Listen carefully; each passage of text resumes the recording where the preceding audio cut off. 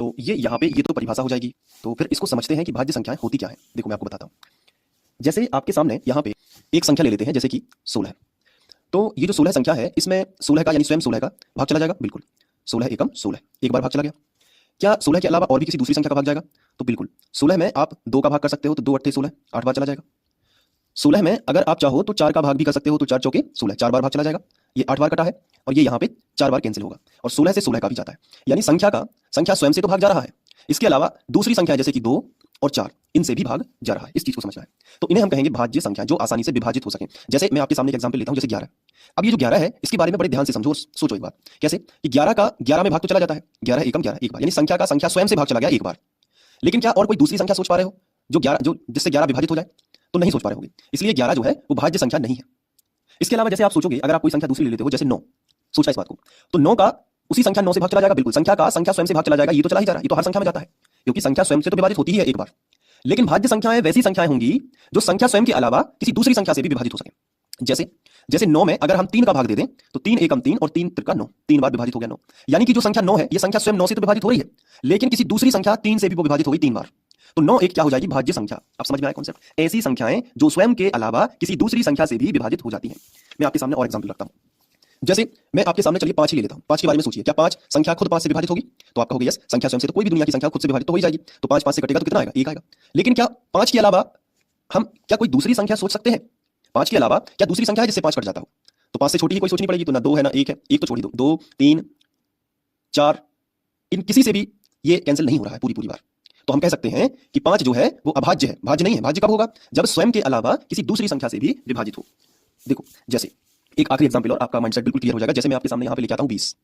संख्या एक 20 है। बताइए भाज्य है कि अभाज्य? सोचिए जरा, भाज्य है कि अभाज्य है? तो आप कहोगे कि देखो 20 में 20 का तो भाग जाएगा ही तो एक बार।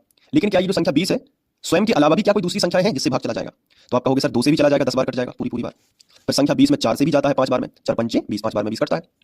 तो हम कह सकते हैं, और फिर 20 का 5 में भी जाएगा तो पंचों के 20 4 बार में कटेगा। तो 20 भाज्य है, विभाजित हो रही है, स्वयं से तो हो ही रही है, लेकिन अदर संख्याएं भी हैं जैसे 2 4 5 जिनसे वो विभाजित हो पा रही है। 10 से भी हो जाएगी। जैसे 20 के बटे में अगर संख्या 10 लिख दें तो 10 दूनी 20 2 बार में हो जाएगी।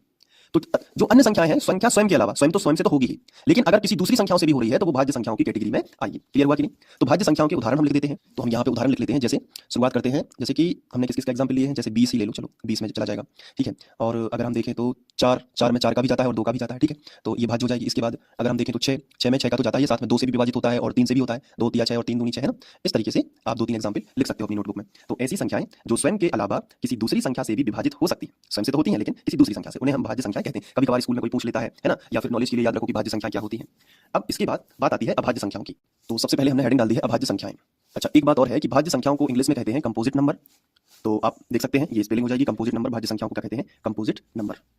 अब हम बात करते हैं अभाज्य संख्याओं की। तो सबसे पहले डेफिनेशन देखो, जैसे भाज्य का उल्टा है अभाज्य। जैसे भाज्य में था ऐसी संख्याएं जो स्वयं के अलावा किसी दूसरी संख्या से भी विभाजित होती हैं, तो इसमें लिख देना है कि ऐसी संख्याएं जो स्वयं के अलावा किसी दूसरी संख्या से विभाजित नहीं होती हैं।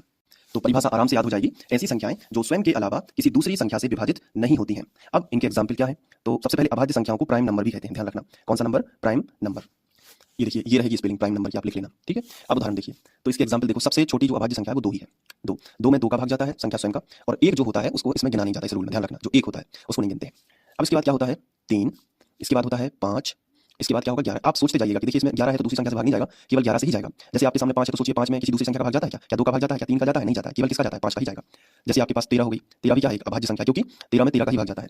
और देख लीजिए जैसे 7 रह गई, 7 भी थी इसमें, तो 7 में 7 का ही जाता है एक बार, और इसके अलावा ऐसी कोई संख्या नहीं बनी है जो 7 को विभाजित कर सके, ठीक है। इसके बाद 17 में 17 का ही जाएगा, कोई ऐसी संख्या नहीं है जो 17 को विभाजित कर सके, ठीक है। तो यही चीजें रहती है। जैसे 19 हो गया, जैसे 23 हो गया, ऐसे बढ़ते जाओगे तो मिलती जाएंगी। तो ये कुछ ज्यादा से एग्जाम्पल हमने लिख लिए हैं ताकि आपको प्राइम नंबर पता लगे, अभाज्य संख्याएं पता लगे क्या होती हैं, जो स्वयं के अलावा किसी दूसरे से विभाजित नहीं होती हैं, वो उन्हें बोलते हैं अभाज्य। मतलब वो विभाजित करने योग्य नहीं है, उनको विभाजित नहीं कर सकते हम। और ये जो है ये विभाजित करने योग्य है, ये और छोटी-छोटी संख्याओं में टूट सकती हैं। लेकिन इनकी बात करें तो ये छोटी-छोटी संख्याओं में नहीं टूट सकती हैं। जैसे 13 है तो 13 को 2 गुणे 3 गुणे 4 ऐसे में नहीं तोड़ सकते हैं। 13 गुणे 1 ही लिखा जाएगा। जैसे 7 है तो 7 को हम 7 गुणे 1 ही लिख सकते हैं, और इसको और छोटी संख्या में नहीं तोड़ सकते। लेकिन 4 लिखा है ना, तो इसको 2 गुणे 2 में तोड़ सकते हैं। तो जिसके गुणनखंड निकलते हैं वो भाज्य संख्याएं हैं, और जिनके गुणनखंड नहीं निकलते हैं वो अभाज्य संख्याएं हैं। ये भी आप एक ट्रिक याद रख सकते हो। जिनके गुणनखंड निकलते हैं वो भाज्य संख्याएं हैं, और जिनके गुणनखंड नहीं निकलते हैं वो अभाज्य संख्याएं होती हैं। इन्हें हम प्राइम नंबर कहते हैं। क्लियर हुआ कि नहीं? तो हमने पढ़ लिया है भाज्य और हमने पढ़ लिया है अभाज्य। अब बात कर लेते हैं सह अभाज्य संख्याओं की। तो